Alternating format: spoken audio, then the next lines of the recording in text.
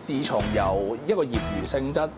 之後，去到變咗要去真正經營嘅時候，咁當然發現嗰部機係唔夠大，咁我哋就 upsize 咗部機，就係用緊一部 D2 2.5。咁因為嗰陣時會覺得香港個 market 始終未夠成熟，我部爐就算再大都好，我炒一爐出嚟其實係賣唔晒嘅風險係好高。咁咖啡又唔擺得耐要新鮮，咁所以我哋都唔敢買太大嘅機。咁就我哋 target 緊揾啲大概2-3 kg 左右嘅 size。咁我哋就見到一部叫 D-Tray，咁佢係一部美國製嘅機啦。咁個原理就係將啲熱能去咗塊遠紅外線嘅板上面，就令到佢嗰個溫度啦可以控制得比較穩定啲，即係相對明火。